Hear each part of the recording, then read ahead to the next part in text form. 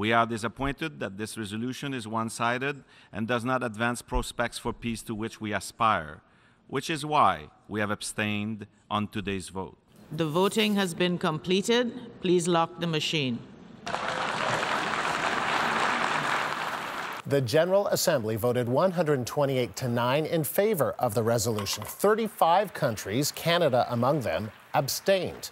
But much of Western Europe, including Britain, Germany, and France, joined many of the nations in the Middle East that voted in favor of the resolution.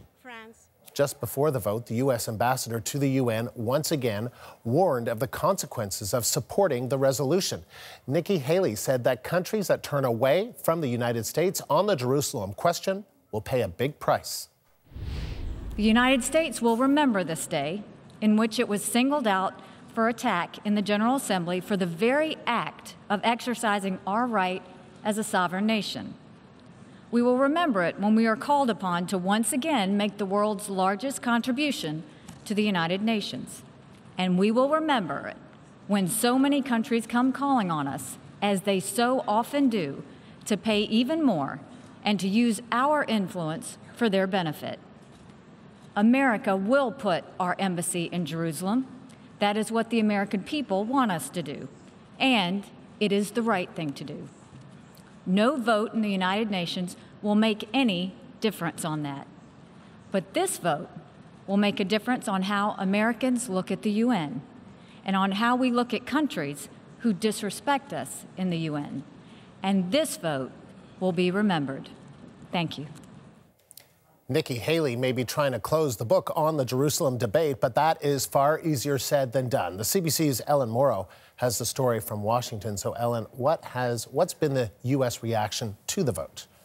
Well, the U.S. is putting a positive spin on all this, Andrew. Yes, the General Assembly voted overwhelmingly against the U.S. position, but the U.S. is focusing on the number of countries that abstained from the vote entirely. There were 35 of them that did so, including Canada. We can show you a statement we had from the U.S. mission to the UN. It says, while the resolution passed, the vote breakdown tells a different story. It's clear that many countries prioritized their relationship with the United States over an unproductive attempt to isolate us for a decision that was our sovereign right to make. So the U.S. basically applauding countries that did not take part in this, abstained from this, seeing a decision to do that as a sign of respect for their relationships with the United States. Now, beyond Canada, that list includes countries like Hungary and Poland, for example, countries that have developed warm relationships with the Trump administration. But even though the administration is trying to focus on that, there's no denying this is a defeat, albeit an expected one, for the United States, with most of the world condemning its position on Jerusalem and moving its embassy there. Now, there was certainly a lot of tension leading up to the vote. Take us through that. That's right. We had a lot of tough talk from the Trump administration. We had that very strong language from Nikki Haley that you just played.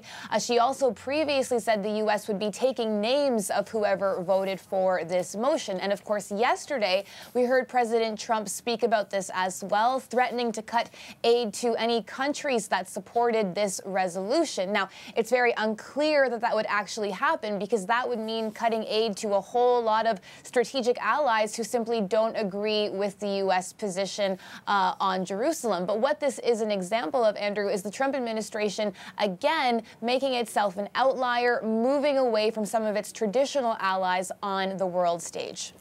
Ellen, thank you. That is the CBC's Ellen Morrow in Washington. So, as we mentioned, Canada abstained from the vote. And for a closer look at that decision, we're joined now from Ottawa by the CBC's Evan Dyer. And Evan, what's interesting is that you pointed out to me was that while the U.S. is spinning those abstentions, the 35 countries that abstained, as a win for them, Canada abstaining could be considered a loss. Yeah.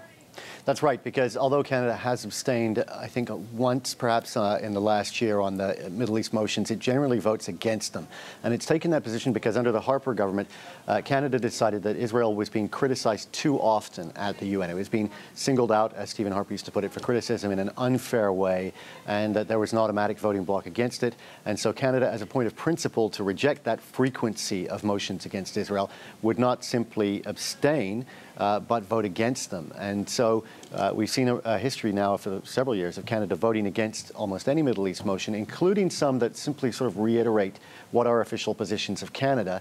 And the reason Canada's voting against them is because it just feels there's too many of them. And that's been a position that the Trudeau government has maintained. It's been different from the Harper government in that it hasn't trumpeted it. It hasn't, for example, voted in the UN and then sent out a fundraising email to its supporters announcing that vote. It's been very, very quiet and under the radar. And this is perhaps one of the reasons why the Liberal Party has been able to sort of walk this line without alienating either its Jewish voters or its Arab and Muslim voters. And it does quite well in both of those communities in Canada, in spite of its voting record. I think it really sort of has not been very widely noticed. But today's vote being so public and so clearly on an issue where Canada's official position has always been the same, the position on Jerusalem has not changed for a very, very long time in Canadian policy, was forced to really stand by its own position. And that was how it was explained today by Marc-André Blanchard, Canada's permanent representative. Let's listen to him. Canada continues to support building the conditions necessary for the parties to find a peaceful solution. We are disappointed that this resolution is one-sided and does not advance prospects for peace to which we aspire, which is why we have abstained on today's vote. Mr. President, we also take this opportunity to emphasize the importance of the city of Jerusalem to the three monotheistic religions. Now, if you look at the countries that did vote with the United States, including the U.S. and Israel, there are 9. 4 of them are little Pacific islands that sort of have always voted with the United States. Effectively, the United States really controls their votes, and they are altogether fewer than 200,000 people. The other countries, Togo, Guatemala, and Honduras, these countries, other than the U.S. and Israel, combined have a smaller population than Canada. So the loss of Canada as a part of that voting bloc is certainly a blow.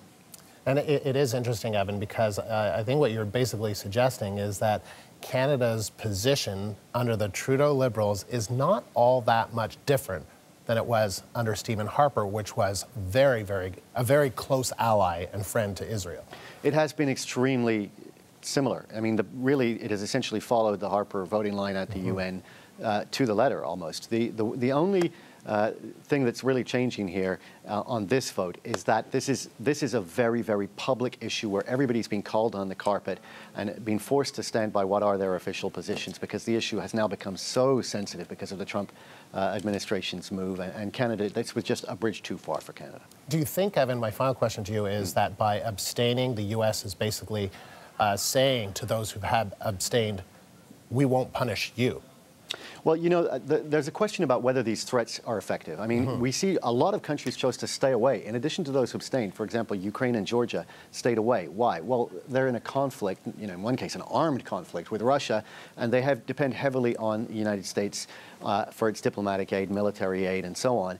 And they just don't want to be caught in this dilemma where they're forced to either back their own official policies or back the U.S. and appear to do so under a threat, which makes it harder for countries that would like to be on side with the U.S. to be that way. It appears that you're sacrificing your own sovereignty. So I think what we saw today is that the U.S. trying to argue that abstentions are better than yes votes. Well, I suppose they are better than that. But this is not countries rushing to the U.S.'s side. This is countries that wish this had never happened.